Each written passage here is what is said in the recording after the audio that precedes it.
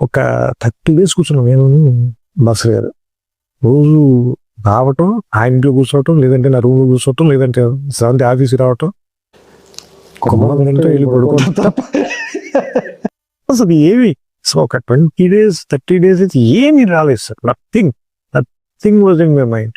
అప్పుడు నాకు భయం వచ్చేసింది ఏంటంటే మనం అనవసరంగా కెబెట్టేనట్టున్నాం.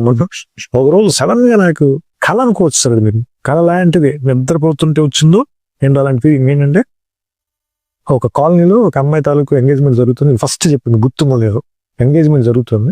అదే కాలనీలో ఇంటి ఎదుర్కొన్న ఇంట్లో అద్దెకి దిగారు. ఎవరు హీరో, వాళ్ళ ఫాదర్, వాళ్ళ మదర్ లేదు కాబట్టి పంపించడానికి పాలు కావాలి, వెళ్ళి వాళ్ళ ఇంటికి తీసుకురా అంటే వాళ్ళ ఇంటికి వచ్చినప్పుడు ఆ అమ్మాయి వాళ్ళ ఇంట్లో ఎంగేజ్మెంట్ జరుగుతుంది, ఆ అమ్మాయికి అనే విషయం తెలుస్తుంది. అక్కడ వాళ్ళిద్దరు మొట్టమొదటి పరిచయం. అక్కడి నుంచి లవ్ స్టోరీ స్టార్ట్ చేద్దాం సార్. ఎందుకంటే ఎవరైనా ఇప్పుడు ప్రీ క్లైమాక్స్ కదా, హీరో హీరోయిన్కి వేరే వాళ్ళతో ఎవరితో ఎంగేజ్మెంట్ అవడం. Suppose if it is the Inception point వేస్తే అంటే అప్పుడు మీరు అన్నది కూడా నాకు చాలా కష్టం కదా. మరి మిగతా సినిమా అంతా ఎలా నడుపుతుంది, ఎట్లా నడుపుతుంది కదా. అది నీకు ఎక్కడ ఇబ్బంది అనిపించుకున్నాను చెప్పాలి.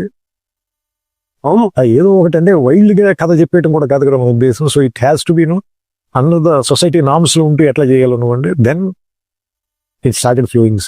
నెక్స్ట్ 10-15 రోజులు మొత్తం సినిమా ఫస్ట్ ఐడియా స్ట్రైట్ అవగానే అన్ని మారిపోయి. అసలు వాళ్ళ కాలనీలో తిరగటం అనేది లేదు, వాళ్ళ ఫాదర్ ఫ్రెండ్స్ అన్ని అదొకటే ఉంది, మిగతా అన్ని మారిపోయి అది అసలు మన అంటే అంత ఫాస్ట్ గా కంప్లీట్ అవుతుంది అనేది ఊహించు.